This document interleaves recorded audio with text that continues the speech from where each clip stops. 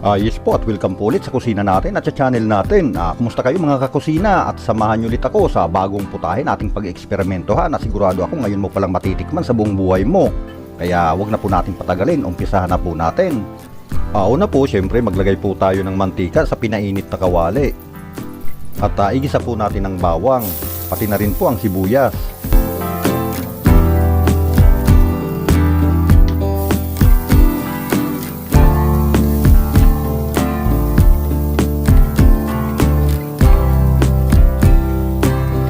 At pagkatapos nating maigisa ang bawang sibuyas, ilagay na po natin ang ginayat na karning baboy.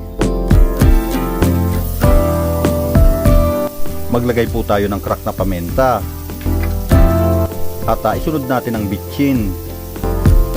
At isunod nating ilagay ang ginisa mix. At maglagay din tayo ng konting brown sugar.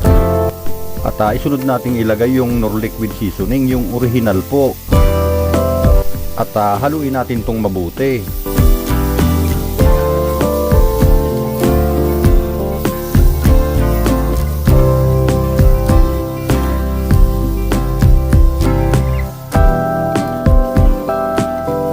At pagkatapos nating haluing mabuti, maglagay po tayo ng isang mangkong tubig. At takpan natin to't pakuluan hanggang sa medyo matuyo yung sabaw niya. At pag nakita nyong medyo tuyo na yung sabaw niya, buksan natin to at maglagay po tayo ng kaunting asin.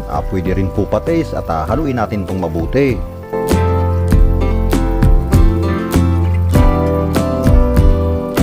At pagkatapos nating haluing mabuti, maglagay na po tayo ng all-purpose cream. At haluin ulit natin tong mabuti.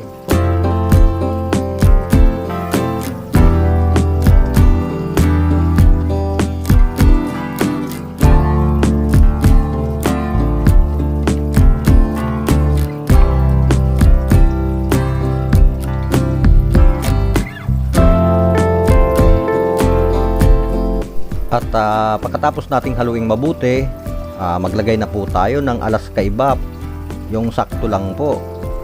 At haluin ulit natin tong mabuti hanggang sa kumulo siya.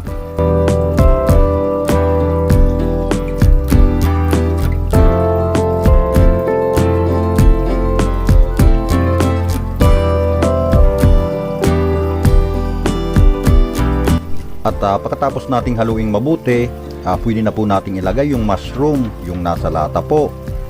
At haluin ulit natin tong mabuti.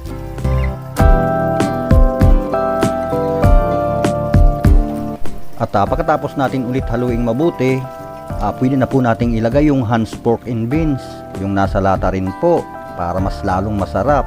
At haluin ulit natin tong mabuti.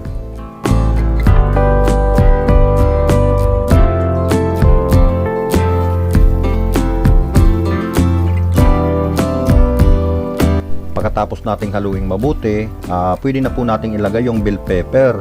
At haluin ulit natin tong mabuti.